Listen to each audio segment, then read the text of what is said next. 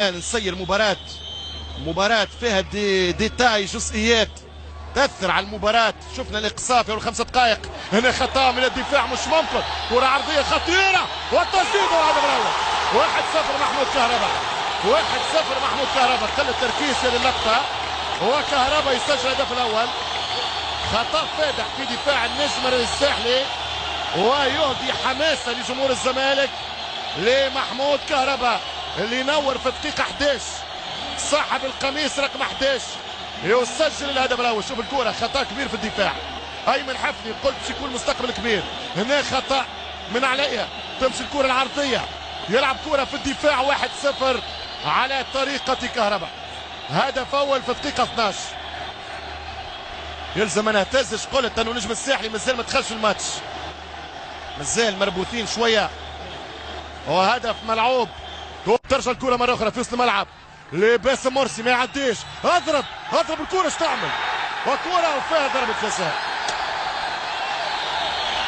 فيها ضربة جزاء. يقول الحكم الجنبي بكري قسمة. هذه الكرة الأخيرة عمار جمل فما لمسة.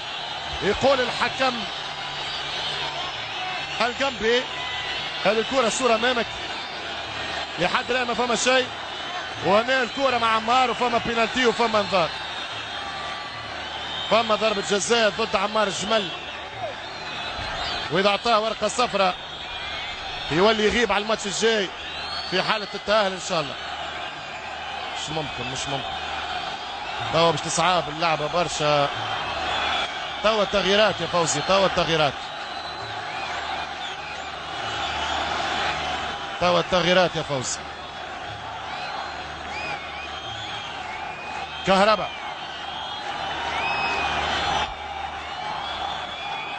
كهرباء وبلبولي. محمود عبد المنعم الشهير بكهرباء يحب يقرب الزمالك من النتيجة التاريخية. يمشي كهرباء ويحط الهدف الثاني لنادي الزمالك. 10 دقائق لعب الشوط الثاني.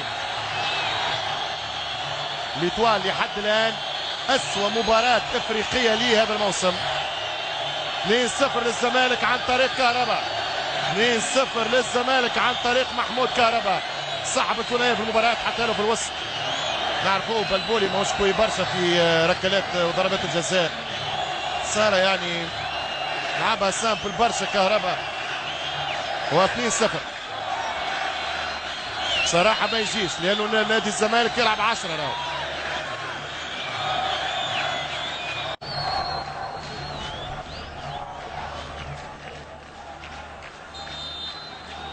كرة عن طريق مصطفى فتحي خطيرة. الهدف الثالث خطأ فادح بين عبد الرزاق والبلبولي والنتيجة 3-0. الآن الزمالك في وضعية أقوى للتأهل صراحة. مش ممكن. مباراة تاريخية ذهابا وتاريخيا عودة، ولا واحد كان يصدق. 3-0 للزمالك في 70 دقيقة. يلعب بنقص عددي منذ الدقيقة 5. نجم الساحلي ما جاش للقاهرة. 3-0 لنادي الزمالك. فرحة هستيرية بعيدة. ضربة مرمى. هذه الكرة، شوفوا الكرة الأخيرة غازي عبد الرزاق وهدف أون جول ضد مرماه. مصطفى فتحي قلت لك عنده يسار خطيرة. شوف الكرة وهدف ثالث.